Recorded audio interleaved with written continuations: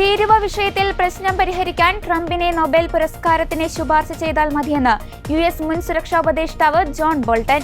പ്രധാനമന്ത്രി നരേന്ദ്രമോദി അദ്ദേഹത്തെ 2 തവണ നൊബേലിനെ നാമനിർദ്ദേശം ചെയ്യണമെന്നും അതോടെ തീരുവ പ്രശ്നം പരിഹരിക്കപ്പെടുമെന്നും ബോൾട്ടൺ പരിഹാസരൂപേണ പറഞ്ഞു. റഷ്യയിൽ നിന്ന് ചൈനയും എണ്ണ വാങ്ങുന്നുണ്ടെങ്കിലും ഇത്തരം തീരുവ പ്രതിസന്ധി ചൈനയ്ക്ക് നേരിടേണ്ടി വന്നിട്ടില്ലെന്നും ബോൾട്ടൺ ചൂണ്ടിക്കാട്ടി. ഡൊണാൾഡ് ട്രംപ് ഇന്ത്യയെ എതിർക്കുകയാണ്. ഇന്ത്യക്കെതിരെ ചുമത്തിയ ഉയർന്ന തീരുവകൾ കാരണം ഉഭയകക്ഷി ബന്ധത്തിൽ വലിയ വിള്ളൽ സംഭവിച്ചിരിക്കുന്നു. 50% തീരുവ എന്ന സമീപനം പിന്നോക്ക നടപടിയാണ്.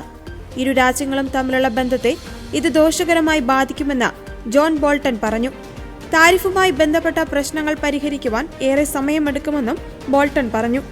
ട്രംപിന് കളിക്കുവാൻ മികച്ച കളമൊരുക്കുകയാണ് പാക് സർക്കാരും സൈനിക മേധാവി അസിം മുനീറും ചെയ്യുന്നതെന്നും അദ്ദേഹം കൂട്ടിച്ചേർത്തു. ഇന്ത്യ പാക് സംഘർഷത്തിൽ ഡൊണാൾഡ് ട്രംപ് ഇടപെട്ടുവെന്നും നിർണായക ഇടപെടലായിരുന്നുവെന്നും ചൂണ്ടിക്കാട്ടി ട്രംപിന് നോബേലിന് ശുപാർശ ചെയ്യുമെന്ന് പാകിസ്ഥാൻ അറിയിച്ചിരുന്നു. നോബേലിന് അർഹനാണ് താനെന്ന തരത്തിലുള്ള സോഷ്യൽ മീഡിയ പോസ്റ്റുമായി ട്രംപും രംഗത്തെത്തിയിരുന്നു.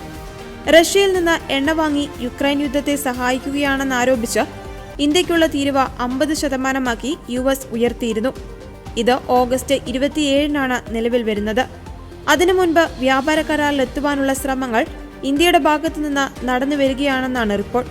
ഉഭയകക്ഷി വ്യാപാര ചർച്ചയിൽ ഇന്ത്യ കടുംപിടുത്തം കാണിക്കുകയാണെന്നായിരുന്നു US treasury secretary Scott Bessent ആരോപിച്ചത്. എല്ലാ രാജ്യങ്ങളുമായും ഒക്ടോബറോടെ വ്യാപാര കരാർ ഉണ്ടാക്കുവാൻ US-ന് കഴിയുമോ എന്ന ചോദ്യത്തിന് അങ്ങനെ പ്രതീക്ഷിക്കാമെന്ന് ബെസന്റ് മറുപടി പറഞ്ഞു. വ്യാപാര കാര്യത്തിൽ ഞങ്ങൾ നല്ല നിലയിൽ തന്നെയാണ്, പക്ഷേ വലിയ വ്യാപാര കരാറുകളൊന്നും ഇനിയും ആയിട്ടില്ല.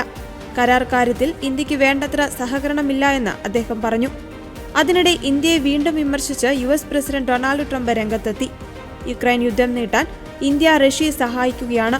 ഇന്ത്യ വൻതോതിൽ റഷ്യൻ എണ്ണ വാങ്ങുക മാത്രമല്ല, വാങ്ങിയ എണ്ണയുടെ ഭൂരിഭാഗവും ഓപ്പൺ മാർക്കറ്റിൽ വലിയ ലാഭത്തിന് വിൽക്കുകയും ചെയ്യുന്നുവെന്ന് ട്രംപ് പറഞ്ഞു. അതേസമയം യുക്രൈനിൽ എത്ര പേർ കൊല്ലപ്പെട്ടിട്ടുണ്ടെന്നുള്ളത് ഇന്ത്യക്ക് പ്രശ്നമല്ല എന്നും ട്രംപ് കൂട്ടിച്ചേർത്തു.